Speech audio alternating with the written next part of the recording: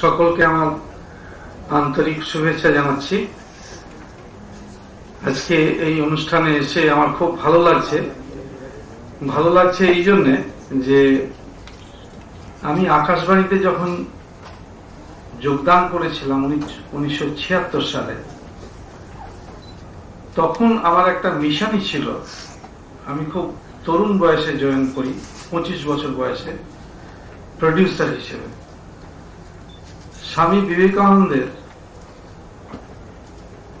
যে তেজদীপ্ত জীবন তরুণদের মধ্যে, সেগুলোকে ছড়িয়ে দেওয়া। সেখানে তো কোনো নেগেটিভ কিছু নেই, সব পজিটিভ। এই পজিটিভ দিকগুলোকে তরুণদের মধ্যে, তরুণীদের মধ্যে ছড়িয়ে দেওয়া এবং তাদের উজ্জীবিত করা। তাদের উজ্জীবিত করতে গিয়ে আমি নিজেই কত উজ্জীবিত হয়েছি। কারণ প্রতি বছর যারা প্রথম হতো মাধ্যমিক, উচ্চ মাধ্যমিকে, তাদের যখন ইন্টারভিউ নিতাম, আমি নিজেই অবাক হয়ে যেতাম যে আরে বাবা, কি বড় প্রতিভার সামনে আমি। আজকে যখন নাসার থেকে শুনি যে কম্পিউটারের হেড আমাদের যুববাণীর একটি ছেলে, বা সোভিয়েত ইউনিয়ন থেকে, সোভিয়েত রাশিয়া একটি মেয়ে, সে ড্রামা করত, সে এখন ওখানে ড্রামার ডিরেক্টর হয়ে আছে। তো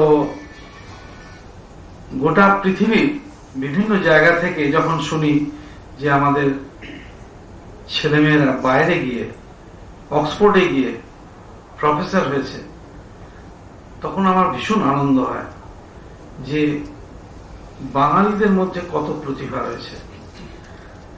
যাই হোক, মঞ্চে আজকে যারা আছে, ত্রিদীপ কুমার চট্টোপাধ্যায় এত চমৎকার বলে গেল প্রকাশনার ব্যাপারে, আমি শুনছিলাম, সেটাও খুব পজিটিভ।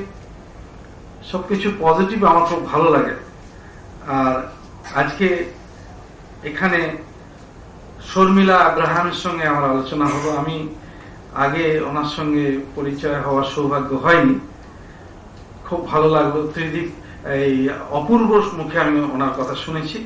আর অপূর্ব গঙ্গোপাধ্যায়, সে যখন কলেজে পড়তো তখন আমার কাছে আকাশবাণীতে প্রোগ্রাম করতো।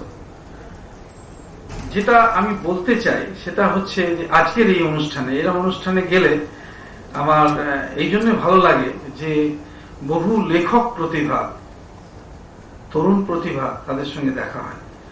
আজকে কিন্তু এই বিভিন্ন রকম অসুবিধার মধ্যেও, নানা রকম সমস্যার মধ্যেও ঝকমকে তরুণ তরুণীরা, ইয়াং ট্যালেন্ট উঠে আসছে। তারা যে কতটা ট্যালেন্টেড আমি ঠিক ভাষায় প্রকাশ করে বলতে পারবো না। আকাশবাণীতে থাকার সুবাদে এইরকম বহু ট্যালেন্ট দেখি আমি। তারা লিখতে পারে, বলতে পারে, গান গাইতে পারে।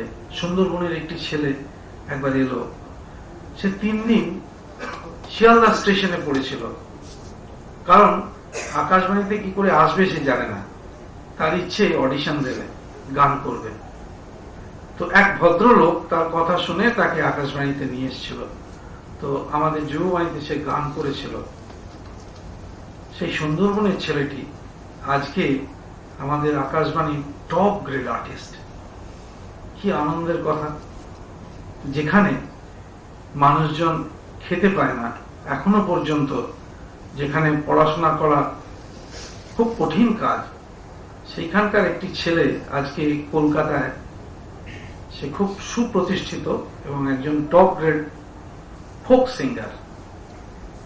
এইরকম বহু প্রতিভার কথা আমি বলতে পারি, যারা আজকে চারপাশে ছড়িয়ে ছিটিয়ে আছে। তো আমার একটাই কথা হবে, অপূর্বকেও আমি বলবো যে এইরকম তরুণ প্রতিভাকে, তরুণীদের খুঁজে বার করতে হবে আমাদের যারা চারপাশে ছড়িয়ে আছে। প্রসার ভারতীর আমি অ্যাডিশনাল ডাইরেক্টর জেনারেল নই, একটু ভুল বলেছে, আমি হচ্ছে আকাশবাণীর additional director general eastern reason. প্রসার ভারতী একটি প্রতিষ্ঠান, তার আন্ডারে আকাশবাণী, দূরদর্শন বা আরো কিছু এরকম মিডিয়া আছে। যাই হোক, অপূর্ব একসময় প্রোগ্রাম করত এবং সে যে আজ 25 বছর ধরে একটা প্রতিষ্ঠান চালাচ্ছে, এটাও আমার কাছে খুব গর্বের কথা। আমি চাই যে এই প্রতিষ্ঠান আরো বড় হোক, আরো এগিয়ে যাক এবং আমাদের নতুন নতুন ছেলে মেয়েদের নিয়ে নতুন কিছু করুক। সকলকে আমার আন্তরিক শুভেচ্ছা জানাচ্ছি। নমস্কার।